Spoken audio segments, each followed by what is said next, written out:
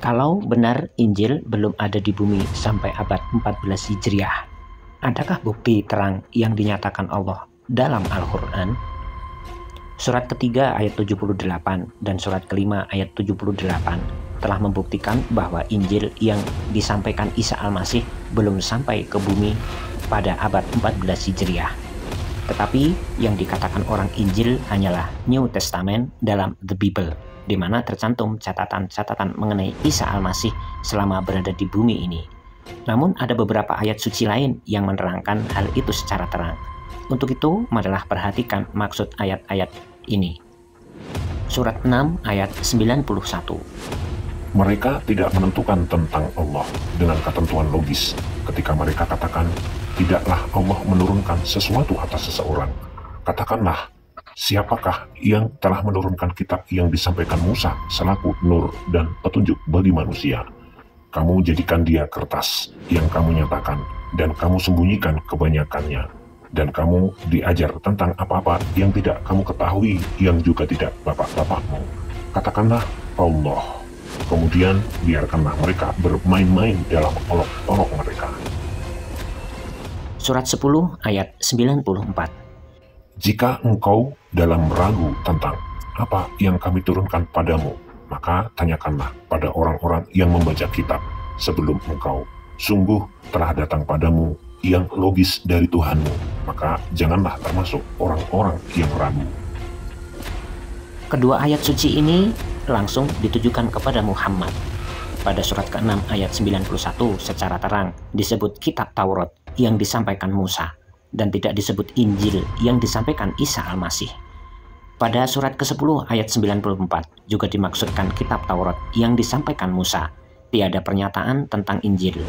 Karena itulah istilah kitab dituliskan mufrad, bukan jamak.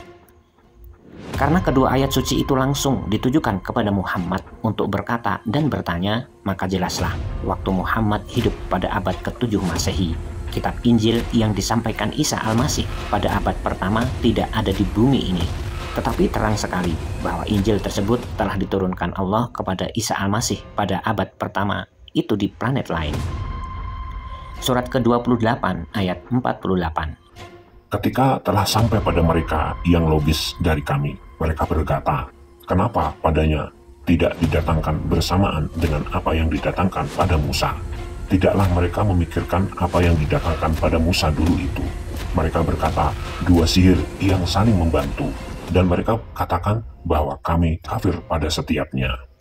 Surat 28 ayat 9. Katakanlah, datangkanlah suatu kitab dari Allah yang lebih menunjuki daripada keduanya, agar aku ikuti dia jika kamu benar.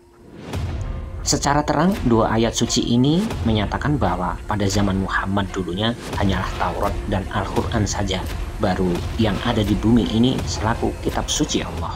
Walaupun Injil sudah diturunkan kepada Isa Al-Masih waktu itu, tetapi belum sampai ke bumi ini, dan penduduk bumi waktu itu belum mengetahui telah turunnya Injil kepada Isa Al-Masih. Itulah juga sebabnya kenapa Bible tidak menyebut nama Injil dalam Old Testament dan New Testament. Surat 46 ayat 29.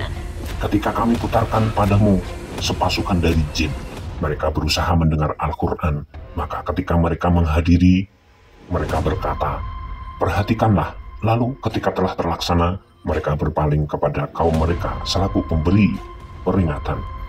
Surat 46 ayat 30. Mereka berkata, wahai kaum kami, bahwa kami mendengar kitab yang diturunkan sesudah Musa, membenarkan bagi apa yang sebelumnya, menunjuki kepada hal logis dan kepada jalan yang kukuh.